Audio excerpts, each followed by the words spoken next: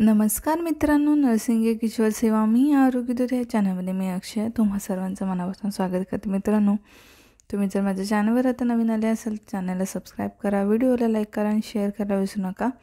तर आजच्या व्हिडिओमध्ये आपण बघणार निमोनिया।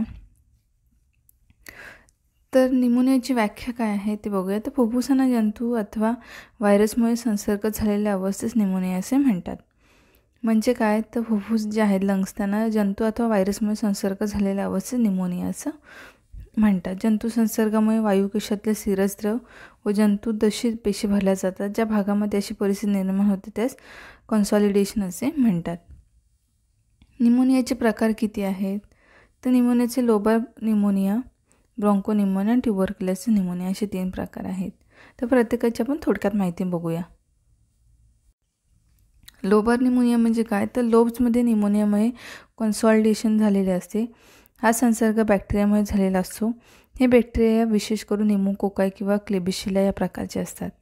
यामध्ये फक्त वायुकोशात घन होतात, परंतु श्वासायन व त्याच्या उपशाखा मोक्या आणि पोकळ असतात। हा झाला लोबर निमोनिया। ब्रॉन्कोनिमोनिया म्हणजे काय, यामध्ये काही वेळेस काय होतं, स्ट्रेप्टोकोकाय किंवा हिमोफिलिस व बऱ्याच वेळेस व्हायरस किंवा मायक्रोप्लाझ्म निमोनिया यामुळे निमोनिया होतो। मायक्रोप्लाझ्म हे व्हायरस बॅक्टेरिया यांच्यामधील अवस्थेमध्ये असून त्यांना पेशीभित्तिका नसते। म्हणजे काय, ते यामध्ये काही वेळेला हा ब्रॉन्कोनिमोनिया हिमोफिलिस व बऱ्याच वेळेस व्हायरस किंवा मायक्रोप्लाझ्म निमोनियामुळे होतो। मायक्रोप्लाझ्म हे व्हायरस बॅक्टेरिया यांच्यामधील अवस्थेप्रमाणे असून त्यांना पेशीभित्तिका नसते, सेल वॉल नसते। हे सूक्ष्मदर्शक यंत्राखाली दिसणारे सूक्ष्म जंतू आहेत।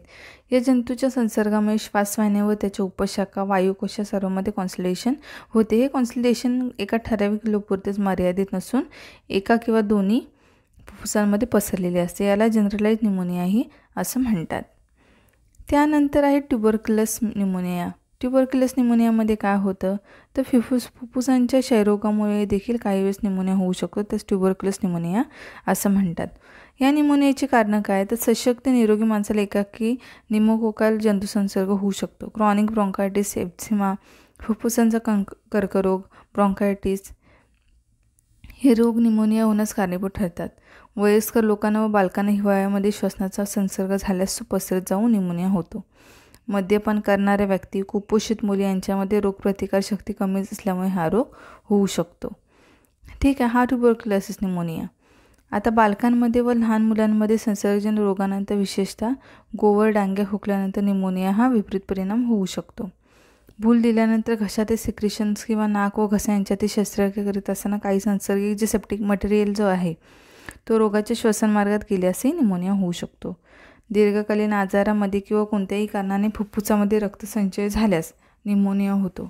श्वसनमार्गामध्ये जर आगंतुक वस्तू अडकल्या, ठीक आहे, तर नाकाचे रोग झाल्यास, दातामध्ये रक्तपू येत असल्यास किंवा सायनसमध्ये संसर्गित म्युकस श्वसनमार्गात गेल्यास ब्रॉन्कोनिमोनिया जो आहे तो होऊ शकतो। तर ही निमोनिया होण्याची कारणं आहेत। आता याची चिन्ह लक्षणं कोणती आहेत, तर चिन्ह लक्षणं बघूया आपण। चिन्ह लक्षणं सर्व प्रकारामध्ये थोड्या बहुत फरकाने सारखे दिसतात, म्हणून ज्या ठिकाणी फरक असेल ती स्पष्ट करून सर्व चिन्ह लक्षणे एकत्रित आपण बघूया। तर लोबर निमोनिया हा निमोकोकाय जंतूमुळे होतो। सुरुवात अचानक होते, खूपच ताप असतो, 102-104 फॅरेनहाइट असतो। तापामुळे तोंडास कोरड पडते, हे 40 डिग्री सेल्सिअस आहे इथे। तापामुळे तोंडास कोरड पडते, जीभ बुरसटलेली असते, जीभ ओठ कोरडे व तटलटलेले दिसतात, नाडीचा वेग वाढतो, श्वसनाचा वेग फारच वाढतो। तर लोबर निमोनिया हा निमोकोकाय जंतूमुळे होणारा आजार आहे। सुरुवातीला अचानक सुरुवात त्याची अचानक होते, खूपच ताप जो आहे तो येतो आणि तापामुळे तोंडास कोरड पडते, जीभ बुरसटलेली असते, जीभ ओठ कोरडे तटलटलेले दिसतात, नाडीचा वेग वाढतो, श्वसन जो आहे आपल्याला रेस्पिरेटरी रेट तो वाढतो। स्वाभाविकता नाडी श्वसन यांचे प्रमाण 4:1 आहे असते, तर तेथे 3:1 किंवा 2:1 असं आढळतं।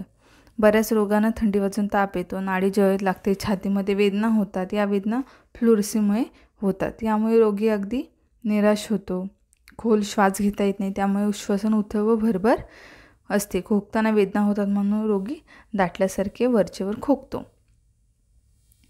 त्याच्यानंतर चेहरा लालभडक होतो, ओठा व गालावर बारीक बारीक पाणी भरलेले फुटकुळ्या उठतात, त्यास हर्पिस फिब्रिलस असे म्हणतात। ज्या बाजूच्या फुफ्फुसांना संसर्ग झालेला असेल त्या बाजूस हर्पिस दिसतो, तसेच त्या गालावर लाली जास्त दिसते. नंतर पुटकोया म्हणजे ज्या फुटकोया असतात ते फुटून त्यावर खपल्या धरतं व ते निघूनही जातात. ही अवस्था मात्र लोबार निमोनियातच आढळून येते. लोबार निमोनिया त्या फुटकोया येतात, त्या फुटतात, निघून जातात. श्वासोच्छ्वास जलद असतो व त्यावर नाकपुड्यांची हालचाल होताना दिसते. ज्या बाजूला संसर्ग झालेला आहे त्या बाजूच्या छातीची हालचाल कमी होते. ज्या लंग्सला संसर्ग आहे त्या बाजूची काय ते छातीची जे आपण हालचाल बघतो ती कमी असते. खोकला यामध्ये काय असतं तर सुरुवातीस कोरडा खोका असतो. 1-2 दिवसानंतर ओला खोका सुरू होतो. खोक्यातून तांबूस रंगाचे बडके पडू लागतात. तांबूस रंग का येतो तर तांबड्या रक्तपेशी असल्यामुळे येतो. बडका हा दाट व चिकट असतो. धुक्यानंतर तो ओठांना चिकटतो व स्फुटम मगलाही चिकटून राहते. ठीक आहे, खोका असतो याच्यामध्ये. त्यानंतर गंभीर अवस्थेत धाप लागते. श्वासोच्छ्वासाला त्रास होऊ लागतो. निलंग अवस्था असते. काही वेळेस रोगी अर्धवट बेशुद्धी जातो. ब्रांकोनियमाची सुरुवात सावकाश असते. अगोदरच्याच रोगामध्ये तीव्रता वाढलेली दिसते किंवा आधी असलेल्या रोगाचे विपरीत परिणामाने हा रोग होतो. डॉक्टर जेव्हा स्टेथोस्कोपच्या साहाय्याने छातीची तपासणी करतात किंवा कन्सल्टेशन झालेल्या ठिकाणी श्वासोच्छ्वासाच्या वेळी होणाऱ्या आवाजात बदल झालेला ऐकू येतो. डॉक्टर जेव्हा स्टेथोस्कोप लावतात चेस्टला तर तेव्हा तपासणी करतात, तेव्हा कन्सल्टेशन झालेल्या ठिकाणी श्वासोच्छ्वासाच्या वेळी होणाऱ्या आवाजात बदल झालेला ऐकू येतो. रोगनिदान ह्याचं कसं करायचं तर वरील चिन्ह लक्षणावरून रोगनिदान होतेच, तरी देखील निश्चितीकरणासाठी छातीची शवकिरण तपासणी करतात. त्यामध्ये निमोनॅटिक पॅचेस दिसून येतात. रोगाचे भवितव्य काय? जर लवकर रोगनिदान झाले व योगोपचार सुरू केले तर रोग्यामध्ये सुधारणा दिसू लागते. काही दिवसातच ताप उतरू लागतो व स्वाभाविकतेला येतो. श्वासोच्छ्वासाचा त्रास कमी होतो. बडक्यांचे जे प्रमाण आहे ते वाढते व बडके बाहेर पडून छाती मोकळी होते. यासाठी लवकर रोगनिदान होणं गरजेचं आहे. त्यानंतर विपरीत परिणाम काय होतात तर फुफ्फुसातील करट, लंग्स अपसेस होऊ शकतात. फ्लोरल इन्फ्युजन होतं. तीव्र फुफ्फुस आवरण धावतं. एम्पायमा, फ्लोराच्या दोन्ही आवरणातील पोकीत पू होतो. फुफ्फुसाचा क्षयरोग किंवा फुफ्फुसाचा कर्करोग होतो. पेरिकार्डायटिस, मायोकार्डायटिस, मेनिंजायटिस, संधिवात, सेप्टिसेमिया होऊ शकतो. आता ह्याच्यामध्ये औषध उपचार आणि परिचारिक उपचार काय आहेत तर रोग्यास उबदार खोलीमध्ये घ्यावे. रोग्याच्या अंगावर गार वाऱ्याचा झोत येणार नाही त्याची खबरदारी घ्यायची आहे. रोग्यास गरम व उबदार कपडे घालायचे आहेत.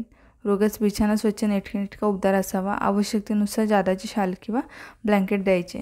रोग्यास बॅकरेस्ट व हार्ट टेबल ठेवून बसती पोझिशन द्यायची आहे. त्यामुळे गुरुत्वाकर्षणाच्या नियमाने श्वासपटल जो आहे तो खाली जातो, त्यामुळे श्वास सुलभ होतो. हार्ट टेबलवर स्फुटम जो मग आहे थुंकायचा तो ठेवायचा व रोग्यास खोकून बडका बाहेर टाकण्यास व तो स्फुटम मगमध्ये थुंकण्यास सांगायचा आहे. स्फुटम मगमध्ये लोशन घालावे म्हणजे बडका स्फुटम मगला चिकटणार नाही. त्यामध्ये जंतूंचाही नाश होईल. फ्लुरसी जेव्हा असते तेव्हा फ्लुरसीमुळे जेव्हा छातीमध्ये वेदना होतात तेव्हा डायफ्रॉमिन हे औषध उपयोगी ठरते. या औषधामुळे काय होतं तर श्वसन केंद्र डिप्रेस होते, तरी ते द्यावे लागते. त्यानंतर आपल्याला अँटीबायोटिक्सची गरज लागते. पेनिसिलिन हे औषध अँटीबायोटिक्स म्हणून द्यावे लागते. हे इंजेक्शनच्या स्वरूपात देतात. काही वेळेस रोगाची तीव्रता कमी असते किंवा ॲम्पिसिलिन किंवा अमोझोक्सिन हे कॅप्सूल देतात. भरपूर ताप असतो तो कमी करण्यासाठी अँटीपायरेटिक म्हणजे तापाची औषधं द्यावी लागतात. ज्या ड्रग्स पॅरासिटामॉल, ॲस्पिरिन यासारखे औषध देतात. पण आत्ताची जी मेडिसिन आहे ते थोडेसे चेंजेस असतात.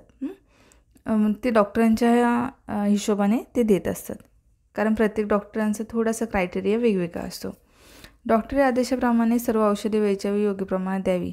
ज्यावेळेस निलंगावस्था दिसते व त्यावेळेस निलंगावस्था दिसते त्यावेळेस विनाविलंब ऑक्सिजन सुरू करावा. सुरू करताना रोग्यास नातेवाईक जास्त रिलेटिव्ह त्यांना समजावून सांगायचे की खोल श्वसनाचे व्यायाम आपल्याला शिकवायचा आहे. डीप ब्रीथिंग एक्सरसाइज दर 4 तासाने ताप आहे नाडी श्वसन पाहून त्याची नोंद ठेवायची. ताप जास्त असला तो कमी करण्यासाठी उपाय करायचे. मध्ये जर थंडी वाजून ताप आला तर त्याची योग्य पद्धतीने नोंद ठेवायची. तापामुळे जीभ आहे ती काय होते बुरसटलेली दिसते.